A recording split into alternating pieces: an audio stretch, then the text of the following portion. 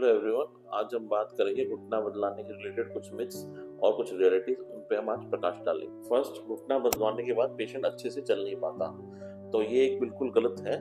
घुटना बदलाने पेशेंट अपनी normal life चल सकता है, सीढ़ियाँ चढ़ सकता है, सीढ़ियाँ उतर सकता है, ऊपर नीचे जा सकता है। कुछ पेशेंट तो मेरे ऐसे हैं जो अमरनाथ की यात्रा भी करके आ चुके हैं। सेकंड, घुटना बदलवाना बहुत पेनफुल एक प्रोसीजर होता है। ऐसा नहीं है, घुटना बदलाता बिल्कुल आप कंप्लीट एनेस्थीसिया में होते हैं, आपको कोई पेन महसूस नहीं होता। पोस्ट ऑपरेटिव भी आप एनेस्थीसिया आपको दिया जाता है जिससे पेन ना हो, और उसके बाद आप धीरे धीरे चलने लग जाते हैं। थर्ड, घुटना बदलवाने के बाद पेशेंट अपना घुटना पूरा नहीं मोड़ सकता, ये बिल्कुल गलत है। घुटना का ऑपरेशन जो होता है, जब नी रिप्लेसमेंट होती है, उसके बाद पेशेंट अपनी रेगुलर फिजियोथेरेपी करा के अपना घुटना मोड़ सकता है, सीढ़ियाँ चढ़ सकता है, उतर सकता है, अपने लगभग सारे डेली रूटीन के काम कर सकता है।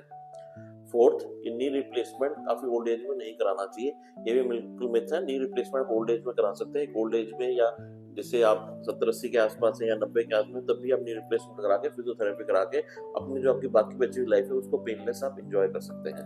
फिफ्थ, घुटना बदलवाने के बाद जिंदगी भर पेशेंट को बेड पे रहना पड़ता है, ये बिल्कुल गलत है। घुटना बदलवाने के बाद पेशेंट अपनी फिजियोथेरेपी करा के अपना रेगुलर एक्सरसाइज करके फिर अपना नॉर्मल डेली रूटीन के काम चलना फिरना कर सकता है, इसमें कोई बंदिश नहीं है, उसे कोई बेड रेस्ट एडवाइस नहीं होती, अपना चलना फिरना चल सकता है। सिक्स्थ, नी रिप्लेसमेंट के बाद आपको दोबारा सर्जरी करानी पड़ सकती है, यह भी एक बिल्कुल गलत धारणा है। नी रिप्लेसमेंट में जो इम्प्लांट डालते हैं उनकी काफी लॉन्ग लाइफ होती है और आराम से 25 से 30-40 साल तक चल सकते हैं, कोई दिक्कत नहीं आती।